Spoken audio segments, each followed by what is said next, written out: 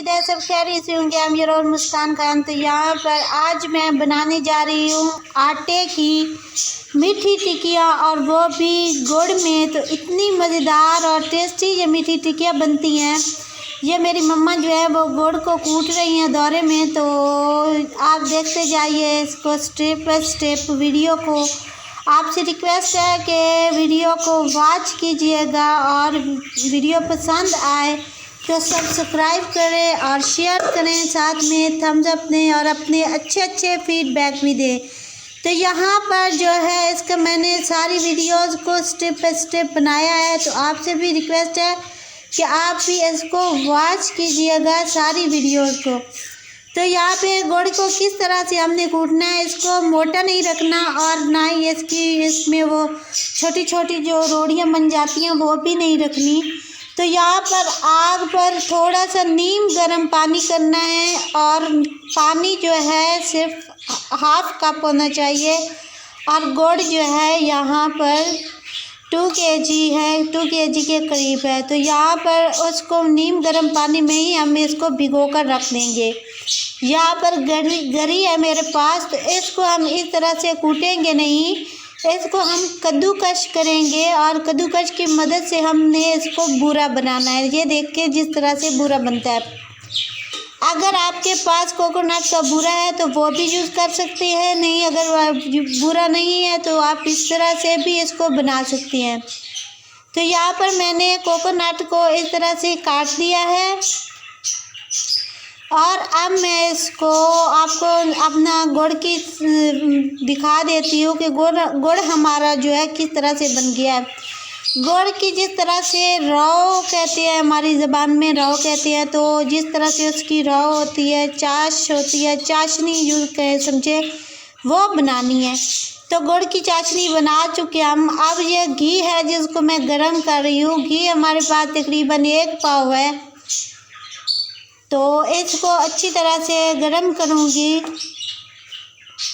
और उसके बाद नेक्स्ट हम आपको दिखा देते हैं। अब हमने 2 kg गुड़ में कितना आटा यूज़ करना है। ये गंदम का आटा है, घर का आटा, इसमें हम कोई भी मैदा वगैरह यूज़ नहीं कर रहे। तो यहाँ पे तकरीबन हमारा आटा 3 kg होना चाहिए।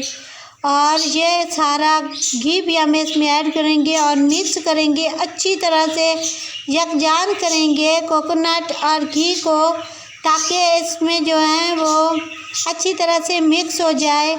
और उसके बाद हम इसमें गुड़ से इसको गूँधेंगे, गुड़ की चाशनी से। तो गुड़ की चाशनी हमने ऐड करनी है और इसको अच्छी तरह से गूँधना है। ये जो है क्या कहते हैं, बहुत ही मेहनत का काम होता है। जो आपने देखी होगी मीठी टिकिया सख्त होती हैं और नरम नहीं होती उसमें, और फीकी भी होती हैं अक्सर। तो उसमें ये होता है कि वो आम सा आटा गूंथते हैं और फ्राई करके आपको मीठी टिकिया बना के दे देते हैं। मगर जो मीठी टिकिया मैं बना रही हूँ इसमें बहुत ज़्यादा मेहनत और बहुत ही थकन का काम है, और ये एक गोरख धंधा है यूँ समझे।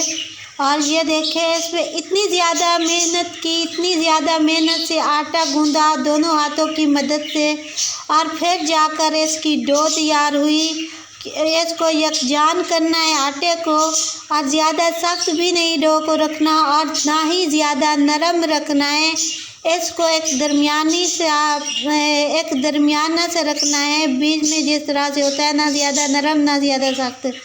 तो यहाँ पर मैंने 2 रोटियाँ बनाकर चेक कर रही हूँ कि फ्राई होते हैं या नहीं। ये ज़रूर आपने देखना है, क्योंकि अक्सर ये होता है कि हमारे जो टिकड़े हैं वो सही तरह से नहीं बन पाते, और घी में जाते ही वो टूट फूट से जाते हैं। तो इस वजह से हमें चेक करना है। यहाँ पे मेरे भाई ने वीडियो को थोड़ा सा शूट किया है, तो ये सही तरह से वीडियो नहीं बनी।